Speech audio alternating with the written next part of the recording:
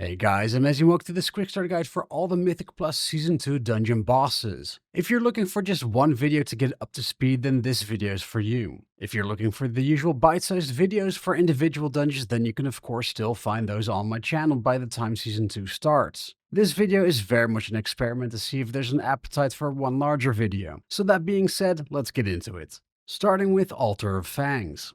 The first boss is Ravi. To start with, dodge the circles when the Ravenous Stomp AoE is cast. In tanks, there are 3 piles of bones in the room. Move to the pile of bones that does not have a Ula'tek corpse on it. When the boss reaches 0 energy, it'll go into the scavenging intermission and start eating the closest pile of bones. You'll gain a shield that needs to be DPS'd down and start pulsing a stacking dot on the group every 3 seconds. Have one person stand in each green circle that spawns. If you did not move the boss away from the Ula'tek corpses, then the boss will gain a much bigger shield and pulse the stacking dot twice as fast. Furthermore, any green circles that aren't soaked will also put a stack of the dot on the entire group. The ones that are soaked will only put a dot on the player that soaked it. Other than that, when you get the triple shot circle on you, don't let others stand in your circle, and use a personal cooldown to help your healer. And when Regurgitate is cast, don't stand in the circle or the direction of the 3 lines so that you're not hit by the green wave. The second boss is the Writhing Coil. To start with, Synchronized Venom will put a dot on the group to heal through, and tanks use defensive for Till Scythe. When Toxic Atrophy gets cast, interrupt the boss 3 different times in a row, so don't use all your interrupts at the same time. Next, when Burrowing Charge gets cast, move out of the line, and don't stand in the Venom Jet's cone. Lastly, Death Rattle is the most important mechanic of the fight. When it's cast, run away from the boss after you're pulled in to make your line turn green. If your entire group doesn't do this in time, the AoE damage will kill your group. When all lines are green, the boss will split up into 5 adds that will chase you down. Group the adds up, stun them, interrupt them, and do as much damage to them as you can. All damage you do on the adds will be done to the boss. Eventually, the adds will merge back together and continue the fight. The last boss is Zul'Jin, and his most important mechanic starts right at the beginning of the fight. When the 4 beams of the Ritual of the Fangs spawn, have one person stand in each beam. Once the beams end, you have 45 seconds to get rid of the stacks of poison on you. To do this, you need to get hit by the boss's physical abilities. When Axe Grinder is cast, move away from the direction he's facing. When he throws the axe, it'll kill you instantly, but after it's spinning around, you can stand in it as a last resort to get rid of the poison stacks, but there's a better way. When the Bone Slicer line is cast on you, stand still. The rest of the group that has the debuff should then stand in it to get the bleed dot, which will then get rid of your poison. Move around as you place puddles on the floor, and don't drop puddles in the middle where you'll be soaking the beams again. Lastly, Chop Down is the tank buster, so use defensive. Up next, we have King's Rest. The first boss is the Golden Serpent. To start with, when you get the circle from a spit gold on you, move away from the boss and group the circles close together, without standing in each other's circles. Gold puddles will spawn that you want to keep grouped up. Next, when Serpentine Gust is cast, use a personal cooldown to reduce the damage you take and don't get knocked into a puddle. Until Thrash is the tank buster of the fight, use a cooldown. Lastly, when Lucre's Call is cast, all puddles will turn into adds and move towards the boss. Slow, stun, and kill them. If they reach the boss, he'll get a shield that increases his damage done by 25% per stack. The next boss is Makimba the Embalmer. Be sure to clear all trash in the room before you start the fight. To start with, heal the person that's targeted by drain fluids up to at least 90% of their health, and don't stand in the circles. When you get the red circle from Burn Corruption on you, move to the edge of the room to drop the puddle off where it won't be in the way. And when Awakening Slam is cast, use a personal cooldown if the damage becomes too much, and interrupt and kill the adds that spawn. Lastly, when someone gets put into a sarcophagus by Entomb, they need to use their new spell so you can see which sarcophagus is shaking. That's the one they'll be in, and you'll need to click on it to free them. The third encounter is the Council of Tribes. You'll have to deal with 3 different trolls. When you defeat one, it will occasionally jump back into the fight to cast one ability. To start with, tank Akula the Butcher in the middle of the room. When the Whirling Axis circle is cast, move out. The axes move outwards, so once they're out of the way, you can just move back and not have to worry about them anymore. Akula's other ability, Severing Axe, will put a dot on a random player. Up next, we have Akali. When Barrel Through is cast, group up to spread the damage. And when Debilitating Backhand is cast, the tank will be knocked back and take 200% increased damage. On lower keys, you can probably take the damage to the face, while on higher keys, you'll likely have to kite the boss until the debuff fades. Lastly, when Zanazel spawns, Arc Lightning will do some group damage, interrupt Poison Nova, And when the totems spawn with Call of the Elements, kill the totems that spawn, starting with the Explosive Totem and then the Thundering Totem. The last boss is Dazar, the First King. He's all about using the space you have while dealing with a pretty big list of abilities, but a lot are very similar in terms of behavior. To start with, kill the Raptor Raban as quickly as you can, and don't stand in his Hunting Leap Cone. Furthermore, interrupt his Deathly Roar cast. Throughout the entire fight, move out of the brown circles. Spears will be impaling the ground continuously, and there are some safe spaces for you to move to. Next, when you get the red circle from Aerial Smash on you, spread out so that no one is in your circle. When the Gilded Destruction AoE gets cast, use a personal cooldown to reduce the damage you take, as it'll also put a dot on you. And tanks, this will also put the Searing Gold buff on Dazar, which makes his attacks do cleave damage, so face the boss away from the group. At 80% health, the second Raptor, Tazala, will come out. He'll share all damage he takes with Dazar, and he stays around for the rest of the fight, so use cleaves to increase your damage. He'll do two things. First of all, he'll add more red circles to spread out for with Quaking Leap. And he'll do the tank buster Savage Maul, which, lastly, isn't the only tank buster. Dazar himself will also do his blade combo on the tank, so use a cooldown. Moving on to the Temple of Sethraliss. The first encounter is adders and aspics, and you'll want to make sure to clear the trash in the entire room before you pull the boss. During the fight, attack one boss at a time. They'll transfer the Storm Blessed buff between them throughout the fight, and the Blessed Snake will take 99% less damage, so don't attack that one. Now onto the actual abilities. To start with, when you get the Gale Force lines on you, don't stand in each other's lines. After you get pushed back, run back towards the boss right away for the next ability. Run into the Soak Circle of Thunder and Lightning to share the damage, and right after that run back out to not get hit by the second circle. Next, when you get the Tempest Winds circle on you, move it to the edge of the room away from the group. It'll spawn puddles that you then have to avoid getting pushed back into. Lastly, the group will take random damage from Gust, and the tank will take additional damage when Overload is cast. The second boss is Merektha. To start with, when you get the green arrow on your head of a knot of snakes, move to the tank. Use stuns or crowd control abilities to free the players and then cleave the adds down. When you get the blue circle of Thunder Spit on you, move to the edge of the room to drop off the thunder puddles there. And when the Serpent Storm AoE is cast, don't stand in the circles. Next, at 100 energy, the boss will burrow and adds will spawn. Don't get hit by the boss's circle, interrupt the Toxic Vipers, and kill the adds. Once the adds are dead, the boss will come back up and continue the fight. Lastly, Lightning bites the tank buster, so use a cooldown. The third boss is Galvast and has just two abilities. First off, don't tank the boss in the middle of the room. Induction will deal AoE damage and leave a big puddle, so move him around the room as puddles spawn. And secondly, when Lightning Spire is cast, have one person stand in each beam to soak them, but it can't be the tank. If you don't soak the beams, the boss will gain energy to deal AoE damage and get permanent stacks of increased damage done. And if the tank does soak a beam, then they'll take 250% increased physical damage. The last boss is the Avatar of Sethraliss. This fight is all about ad management and healing the avatar at the right time. This will take a little bit more time to explain than usual. In phase 1, there are 3 different types of ads to deal with. To start with, Corrupted Guardians deal tank damage, but their most important mechanic occurs when they die. When they die, don't stand in the big circle.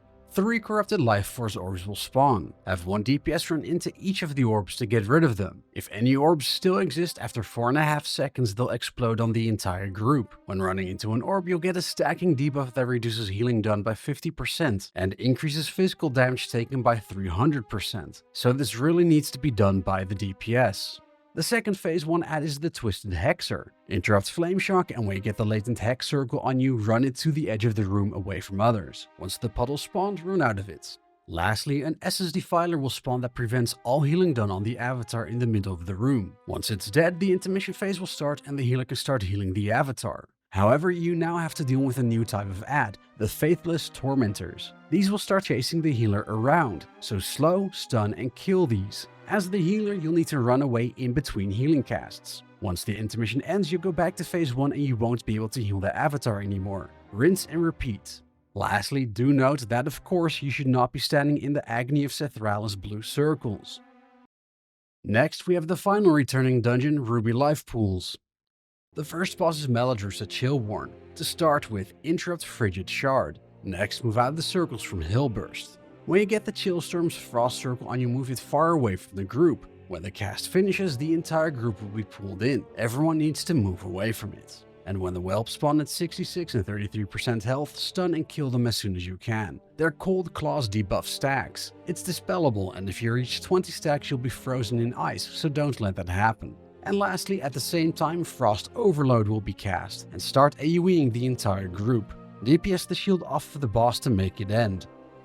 The second boss is Kokia Blazehoof. The area will fill up with fire as the fight goes on, so decide as a group which way you're moving so that you don't put fire in the direction you're moving to. To start with, when you get the Circle of Ritual of Blaze binding on you, move to a place where the fire won't be in the way. An ad will spawn that you need to interrupt and kill. When it dies, it leaves behind a big patch of fire that you of course don't want to be standing in.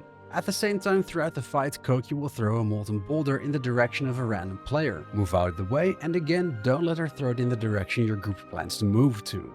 Lastly, Searing Blows is an attack on the tank that will leave a stacking dot.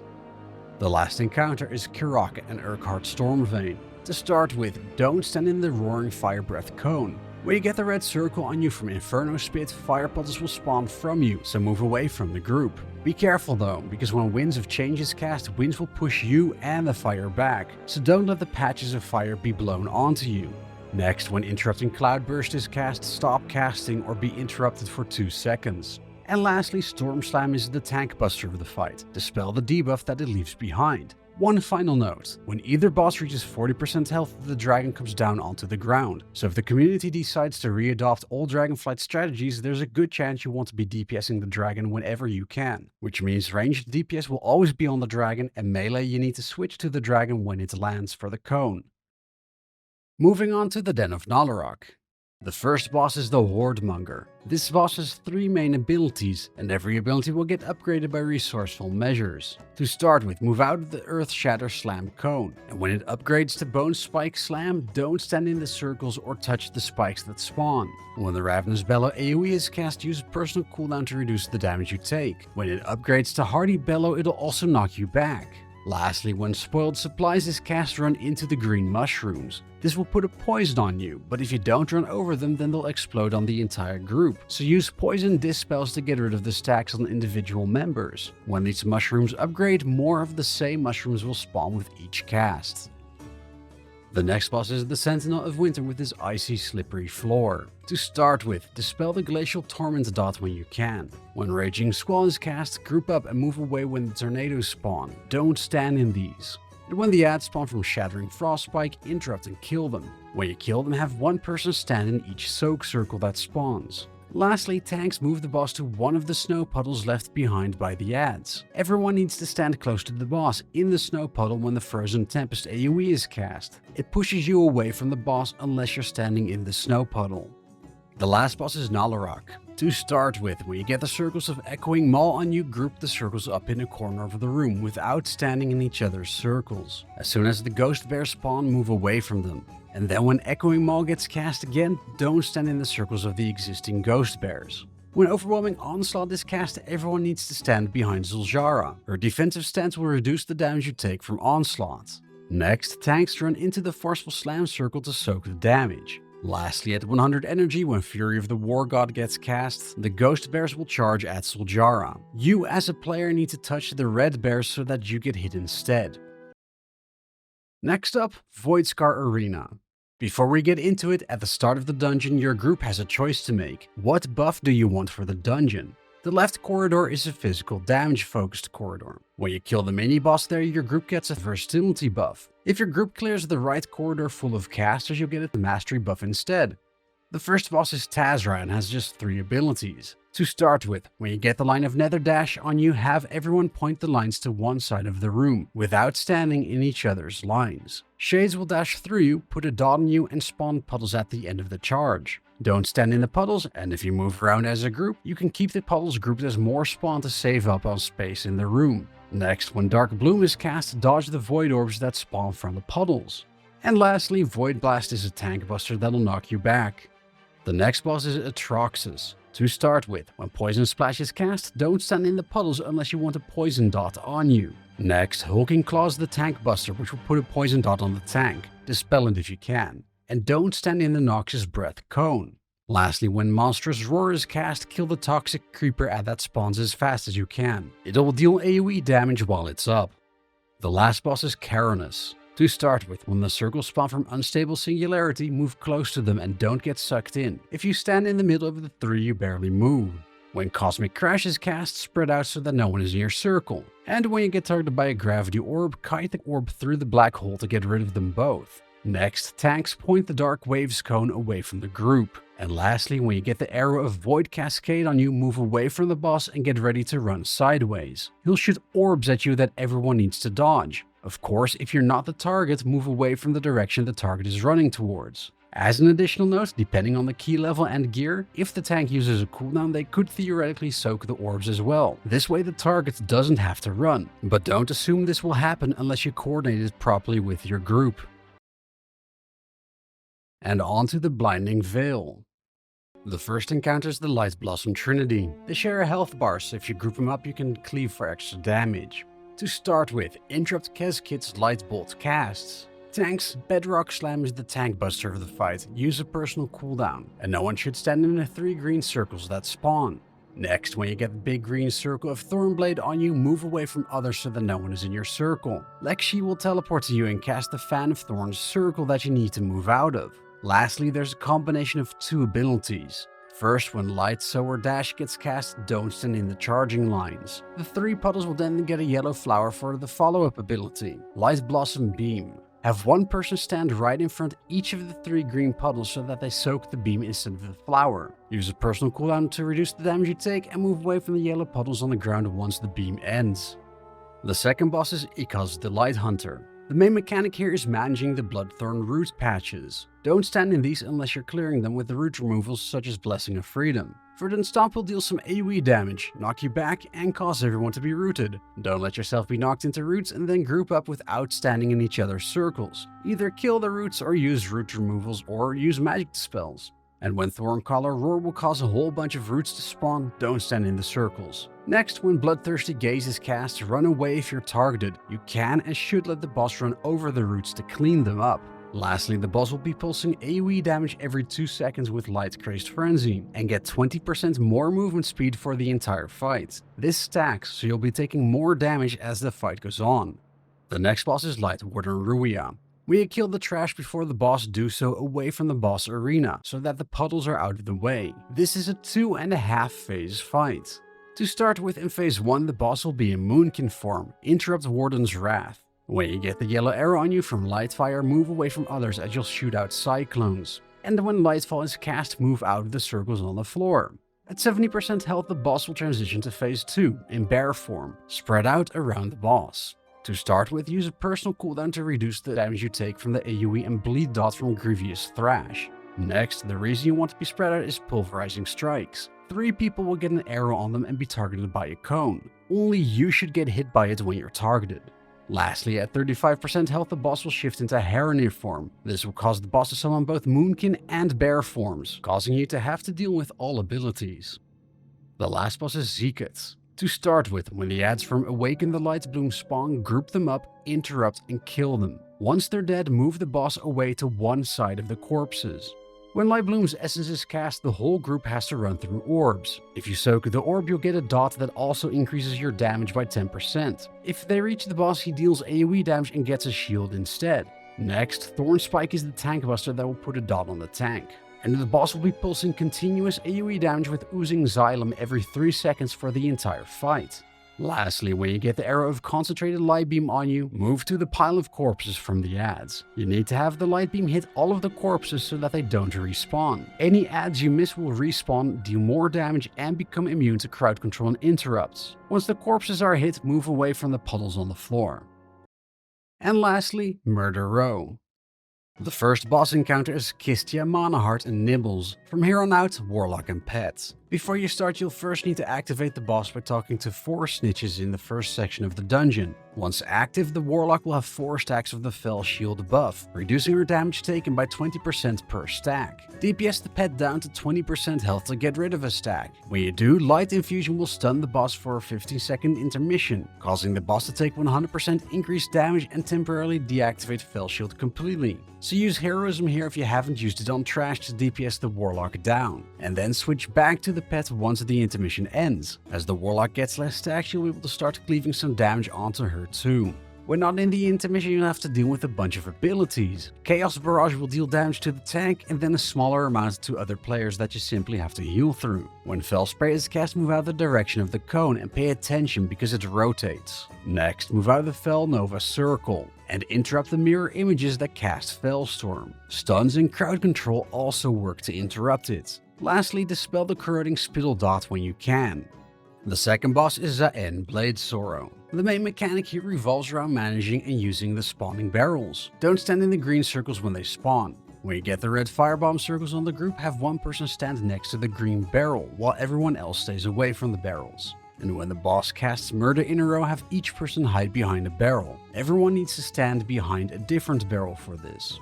Other than that, use a personal cooldown for the group-wide AoE killing spree. And when the tank gets the envenom poison, dispel it. If you can't, it'll deal damage and reduce their maximum health by 30%.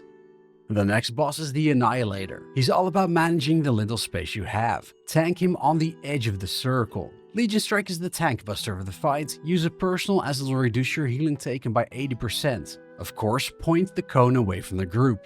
When you get the axe throw arrow on you, move close to the boss, and then kill the axe that spawns. The group will take increasing AoE damage while the axe is alive. And when you get the Infernal Crush circles on you, spread out so that no one is in your circle. Lastly, at 100 energy when Demonic Rage is cast, use a personal cooldown for the AoE. Tanks, kite the boss slowly, don't stand in the fire, and DPS use cooldowns, as the boss will take 30% increased damage. The last boss is Lithial Cinder Fury. To start with, she'll deal pulsing AoE damage for the entire fight with Searing Fell Flame, and when Chaos Bolt gets cast, interrupt it. Tanks, as they need to be killed, will spawn throughout the fight, but there's one type that you can't kill. The Infernal will chase you around, so you'll need to keep kiting it. Next, when everyone gets the circles with Fingers of Gul'dan on them, stand as close together as you can without standing in each other's circles. Killing the many imps that spawn goes a lot easier when they're spawned close together. Of course, use interrupts and other CCs to stop the imps from casting. Lastly, when the boss teleports away and casts Malefic Wave, wait for the circle to expand away from the Warlock Gate close to the boss. Once the circle has expanded enough, click on the Warlock Gate on your side of the circle to teleport safely across the circle. And that's all you need to know for the Midnight Season 2 dungeon bosses. If you liked this video, please like, subscribe, and share it with others. I would really appreciate it as it helps with the YouTube algorithm. If you'd like to support me more, you can also follow me over on Twitter, Blue Sky, and Twitch, all at BBMezzy. And lastly, I also have a community Discord linked in the description. For now, I'm Mezzy, and I'll see you again next time.